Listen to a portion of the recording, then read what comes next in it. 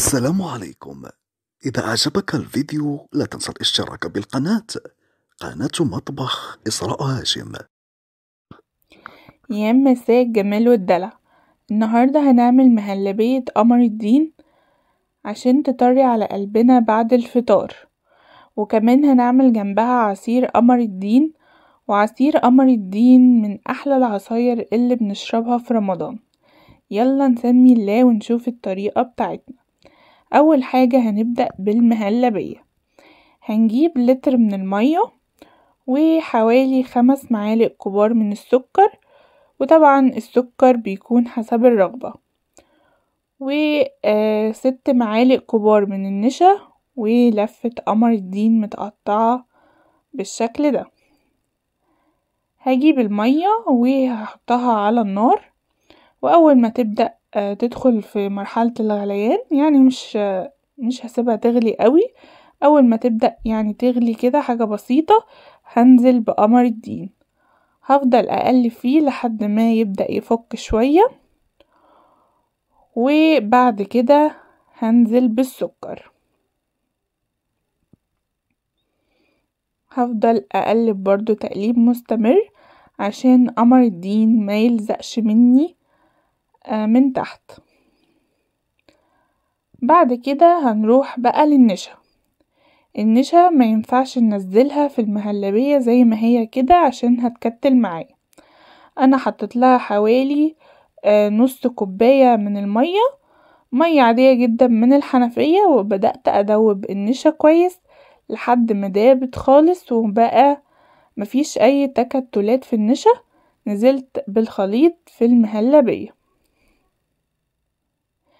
هبدأ بقى اقلب بالمضرب بتاعي لحد ما الخليط يتقل معايا.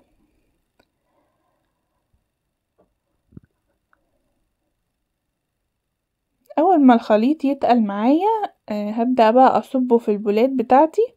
انا مش عايزاه يتقل زيادة عن اللزوم لانه لسه هيتقل لما يبرد، وكمان هيتقل معايا لما يدخل التلاجة. هصبه في البولات بتاعتي وهسيبه يبرد تماما. اول ما يبرد تماما هدخله التلاجة. هسيب المهلبية بتاعتي تسقع، وبعد كده هبدأ ازينها بقى بشوية مكسرات. والمكسرات طبعا حسب الرغبة. انا استخدمت لوز وبندق وفول سوداني، بس ما طحنتهمش عشان احس بطعمهم وانا باكل، يعني كسرتهم تكسير خفيف. جبت يعني حطيتهم في كيس بلاستيك وكسرتهم بشاكوش البفتيك، يعني جرشتهم كده حاجة بسيطة، وبدأت أزين بيهم أطباق المهلبية بتاعتي. وطبعا ممكن تسيبيها سادة لو انتي حابة. وكده المهلبية بتاعتنا بقت جاهزة. هنروح بقى للعصير. عندي لتر من المية المغلية، هنزل فيها بلفة قمر الدين متقطعة بالشكل ده، وبعد كده هنزل بنص كوباية من السكر، وهديهم تقليبة كده لحد ما السكر يدوب. وبرضو السكر بيكون حسب الرغبة. انا بحب اعمل عصير طبعا وانا فترة عشان يلحق يسقع، وكمان عشان ادوقه واظبط السكر بتاعه.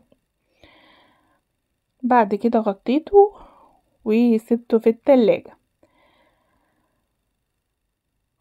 قبل بقى الفطار بشوية بسيطة كده طلعته من التلاجة، وبدأت ادوبه كده عشان هيكون لازق شوية من تحت. هفكه كده شوية وبعد كده هبدأ اضربه في الخلاط.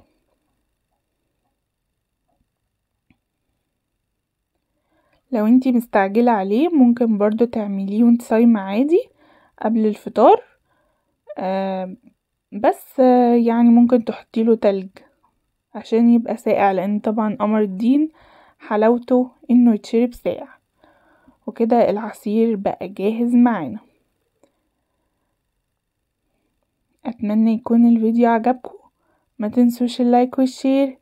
كان معاكم إسراء، سلام.